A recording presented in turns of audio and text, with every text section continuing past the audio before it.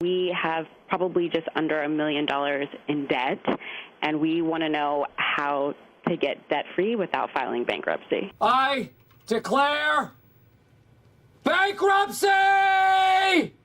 So you have $300,000 of credit cards and personal loans?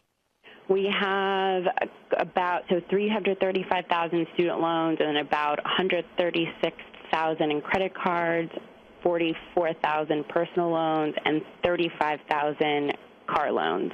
So, yeah. I mean, are you both on this, or is this just one of you that's completely lost your mind? Okay, so why does he at 29 years old run up $100,000 in credit card debt?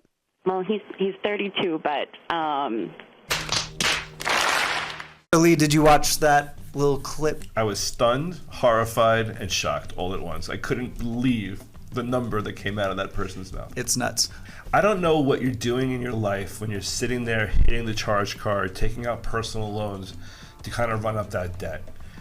I'm a little bit more practical. I would rather spend my money in ways that do me and my family right, and at the same time, maybe make an investment in something in my future. When they just talk about spending $1 million, now some of that is student loans, and I get that. Some of it is their mortgage. I think they only said 300,000. Yes, but the vast majority of this money is personal loans and credit cards, and it was spent on nothing but like fun, vacations, restaurants, nothing tangible. Like they couldn't even turn around and sell some of this stuff to get some of the money back because they literally spent it all. And I think what it shows is a problem we have in our society of we're trying to fill emotional gaps in our lives with materialistic things. And I think that is kind of the case. And I think there's a fine line between that, right? Because I wouldn't say, there's that for like, money doesn't buy you happiness. It sure as shit helps, sure right? Because if you have security, Absolutely. Insurance, good food, a place to sleep, and you can have enough money to take care of your friends and family, perfect.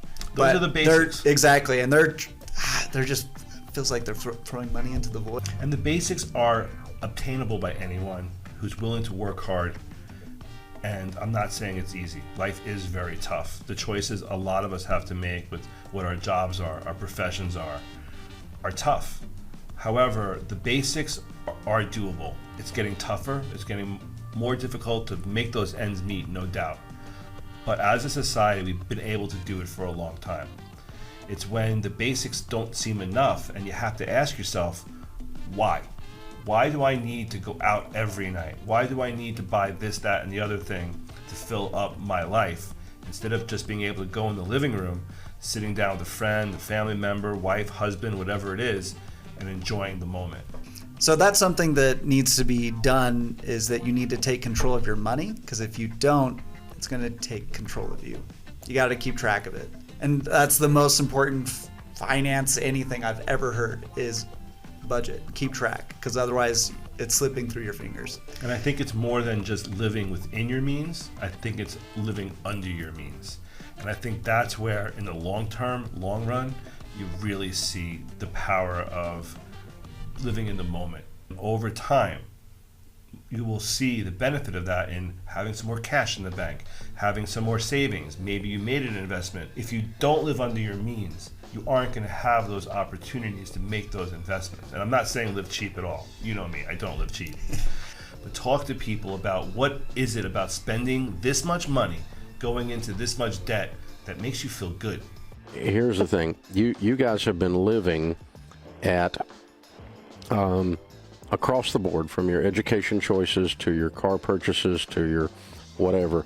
You've been living at about 10x where you're going to get to live for the next 3 years. Okay. Yep, that's true. So I'm getting ready to destroy your life. In making 210, spending 310, I'm getting ready to put you on 30. You're not going to see the inside of a restaurant unless it's your extra job. Right. It's going to crush a lot of crap in your soul that caused you to do this. Bad news is it's going to be really rough. The good news is it's going to be great for you guys relationally, spiritually, and financially. I'm warning you what's coming, okay? This is not a math problem.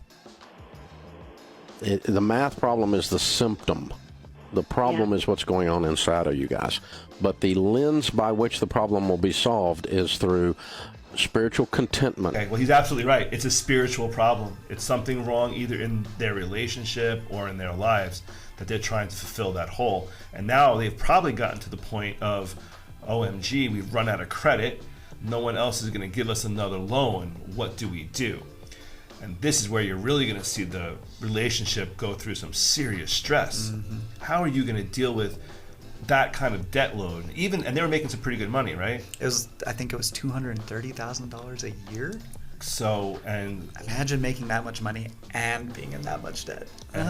Now their relationship has to withstand the test of paying that off. And the only way you're paying that off is by living not only under your means, extremely under your means. Vast sacrifice. And the problem they have is they're used to living a very decent lifestyle. So they're going from living the high life, restaurants, vacations, I'm sure nice cars, whatever they want, to being at home together, on that couch, watching TV for probably 3 to 4 years if they want to avoid bankruptcy.